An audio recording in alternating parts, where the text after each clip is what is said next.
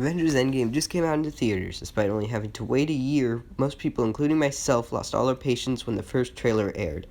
Also, if you haven't seen Endgame, you should probably click away and come back to this after you do, because this video will contain some spoilers. Some of the photos have words in them because that's what I'm doing for citations. The showing I went to was packed. I didn't even go on the first day. I actually went late on the second day.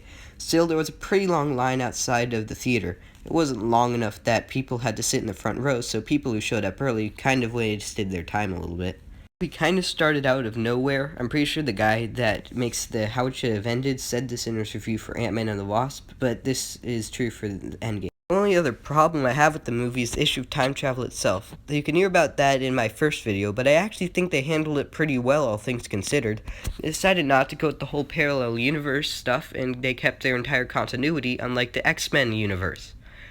I actually kind of enjoyed the whole time travel in this movie. It just didn't make sense when Nebula was killed by future Nebula, and Thanos was killed when he was supposed to be in 2014. Other than that, the movie was great. It centered around the Avengers going through time to retrieve the Infinity Stones so they could bring them back to the present and unsnap all that Thanos did.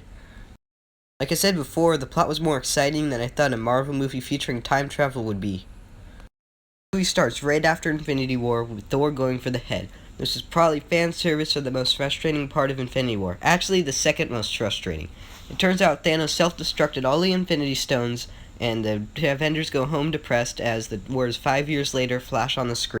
Then Iron Man becomes a dad, and Banner and the Hulk have merged. I was actually kind of right about the movie really starting with Ant-Man. He shows up and they decide to time travel. They also decide they need Thor and Hawkeye. They get Hawkeye, but Thor is fat now, and I'm going to call him Thor Simpson and start a hashtag about it. After they reassemble the Avengers, they all go back in time to get the Infinity Stones. The scene with Captain America and Tony Stark in New York was spoiled by the leaked set footage, but that doesn't really matter.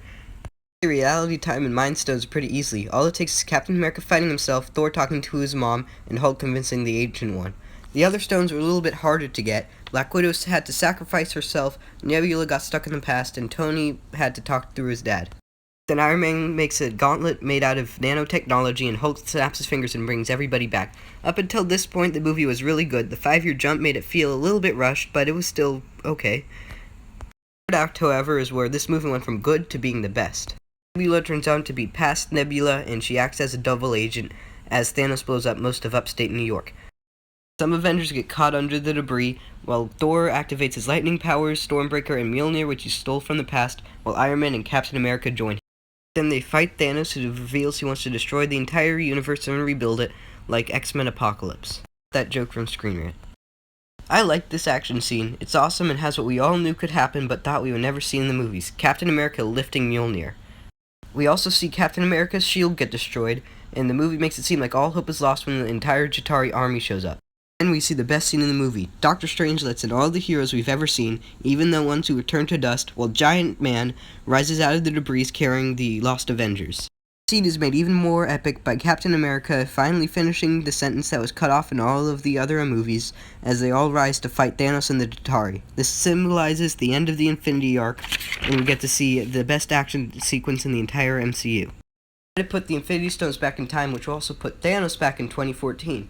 They fail and Thanos gets the stones. Captain Marvel tries to stop him from snapping, but gets punched away. Then Iron Man fights Thanos again. He also gets punched off, but he takes the stones from Thanos and starts dying. Before he dies, he snaps his fingers and ends his character arc the way he started it, by saying, "I am Iron Man." He does die, but so does Thanos and all of the Chitauri. The Avengers send Captain America to put the stones back, but he decides to stay in the past. An older version of him sees Falcon and gives him the shield. Then the movie ends. No movie is perfect. I think this is the closest we'll get. It's an epic end to what we've seen so far, and I don't think I'm stretching the truth by calling it the best movie of all time.